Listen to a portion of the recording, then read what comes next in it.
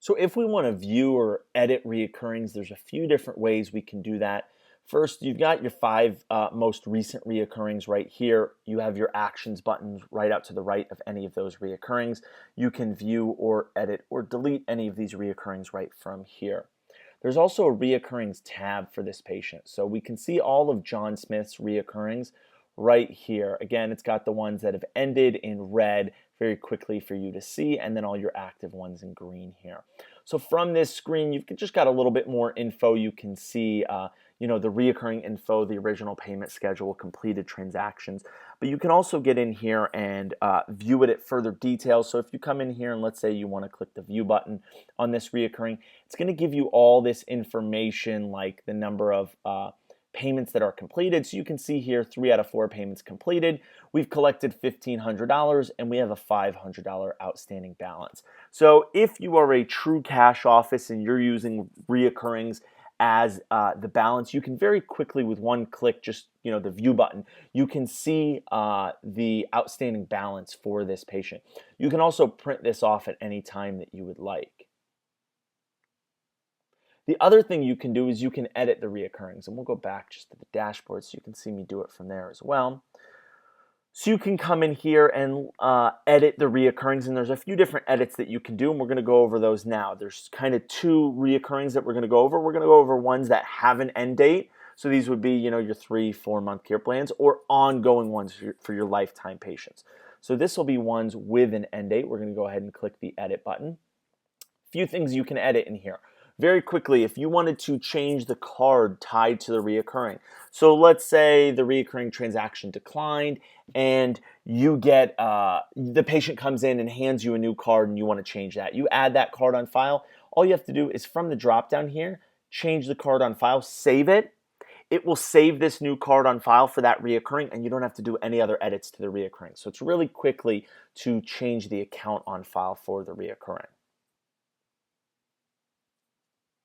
The other thing you can change is your tags, your descriptions, your notification days.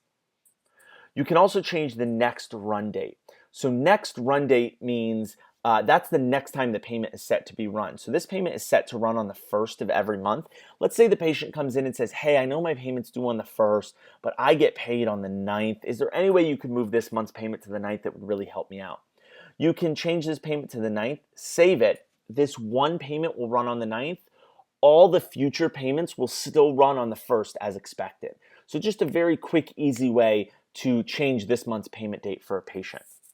There's a few other things you can do in here. You can see we have skip and defer a payment.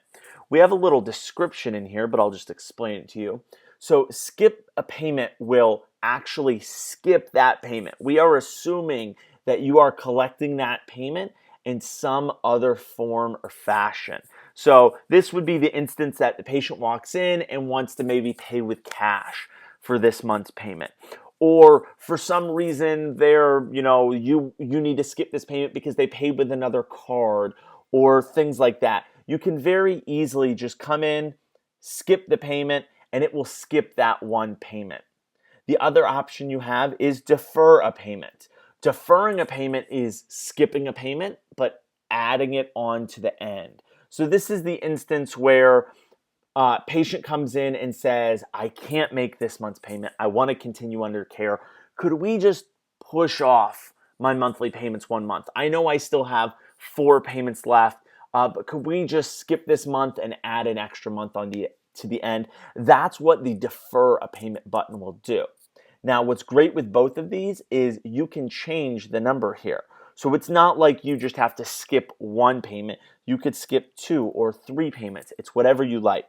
Now, the other thing you need to remember is this is based on what we call the interval, or how often you are processing this. So if you are processing this every 2 weeks, let's say, it will skip a 2-week payment. So it would skip that every other week payment. If it is processing monthly, then it would skip 1 month's payment. If it's daily or whatever interval you have it set up, that's what it's going to skip. So in most instances, you guys are set up at monthly, it will skip that 1 month's payment, or it will defer that 1 month's payment.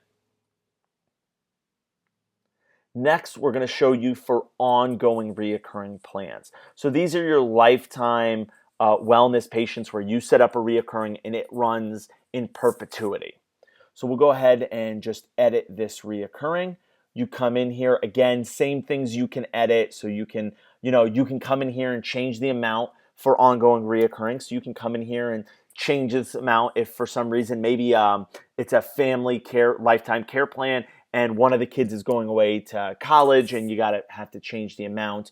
You can also change the descriptions, the stored accounts. You can set an end date so if for some reason this ongoing plan needs to have a set end date, you can set the end date.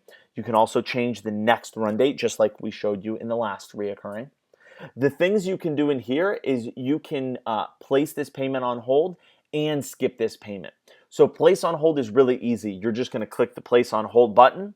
When you are ready to take it off hold, this reoccurring will still be sitting here. You click the resume button and it'll pick back up where it left off.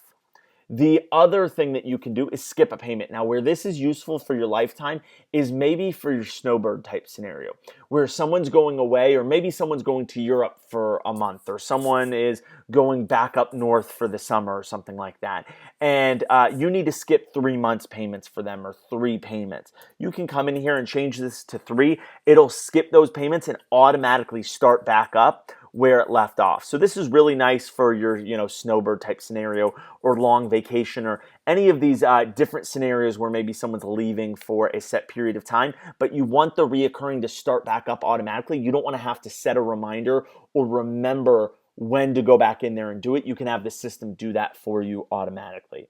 So we really make editing the reoccurring really simple, really easy, and really convenient for you to do the things that you need to do so that you can have the system collect your payments automatically and you don't have to set reminders or cancel reoccurrings and create whole new ones. It's all built to make your office run more efficiently and more smoothly.